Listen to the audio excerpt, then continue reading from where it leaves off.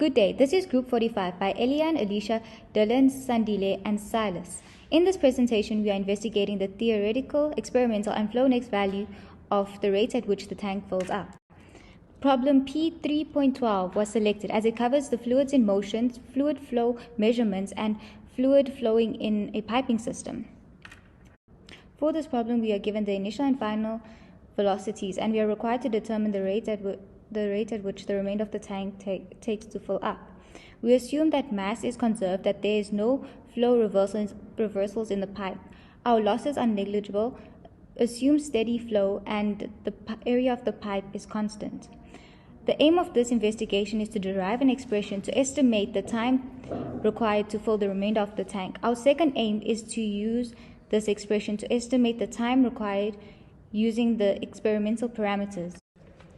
For the theoretical method, we used the Reynolds transport theorem and applied it to the conservation of mass, thus obtaining the following equation, where the mass flow rate through the inlet is equal to the mass flow rate in the outlet, noting that the tank is a control volume, which varies with time.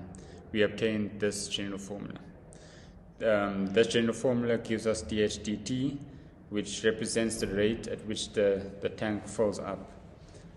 Then from this we can calculate the time for the tank to fill up. For the theoretical solution of the problem, we apply these parameters to the general expression we derived in the previous slide. It is important to note how we calculated the mass flow rate through the inlet and the outlet. For the inlet, we recorded the time taken to fill a 5-liter paint can at a constant flow rate from the tap. And for the outlet, we did a similar process where we took the time, we recorded the time it took to accumulate the water through the outlet. And in theory, this makes sense as the mass flow rate through the inlet is larger than the mass flow through the outlet. Thus, obtaining the following theoretical solutions where dHd is equal to 0.04 meters per second, and we calculated the time of 7.225 seconds. For the numerical method, we used FlowNext to simulate the experiment as can be seen on the slide, and the results were recorded. Experimental methods. The conditions that the experiment had were that first, the experiment was performed at room temperature. Secondly, standard atmospheric pressure was used. And finally, the experiment was performed using pressure from a household tap. The objective for this experiment was to first find the time taken for the cylindrical tank to fill a given initial volume, then to compare the experimental results to the theoretical results and the simulated results, and lastly to analyze and quantify the discrepancy. For the physical demonstrator, these are the apparatus used to create the demonstrator. The procedure steps are mentioned below as well as in the video demonstration.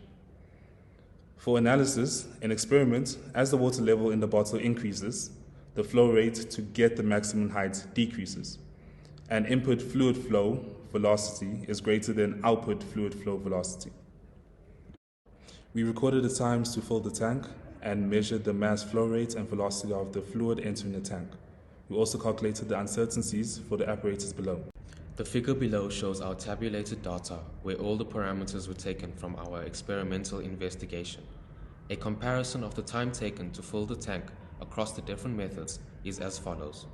In theory, the time taken was 7.22 seconds. The experimental method achieved a time of 53.85 seconds, and the FlowNext simulated result achieved a time value of 17.4 seconds. From the interpretation of the results, the following can be noted. Deviances are due to experimental conditions. Initially, the pipe diameter was too large to enable the pressure from the hosepipe to cause any noticeable change in the water height of the tank. We then used a smaller diameter pipe, but this affected the flow since not all water entered the pipe. These factors are most probably what contribute to the deviations in time values. It is also best to mention that theoretical idealizations are made, and experimentally these were not possible given constraints to the apparatus and accuracy of instrumentation. Friction in the pipe during fluid flow between inlet and outlet should not be assumed negligible, since our sample is small for the demonstrator, such that effects of friction will affect flow rates, which can affect time values. Conclusively, the aim was well investigated. Different techniques were used for the analysis and a time result was obtained per each method. The theoretical method produced the lowest time because of ideal conditions and neglecting friction. The experimental method contributed the highest time value. This is due to uncertainties and difficulties in limiting control factors as close to ideal as possible. Therefore, we had pipe losses and unsteady flow. The flow next time was close to the theoretical, however the simulation does not replicate the problem as accurately as the setup is not T-shaped as per the schematic. Overall, the experiment was well performed and certain parameters could have been better controlled, like introducing a flow control valve to obtain steady flow. This would have yielded better results. A video showing our demonstration will now be played. Structure of the demonstration.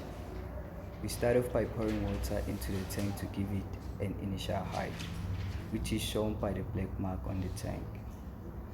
We insert the hose pipe at the inlet and open the tap. Water level will rise inside the tank and water will also exit at the outlet. We use the stopwatch to measure the time as soon as the water level in the tank rises. When it reaches the maximum height, the experiment stops.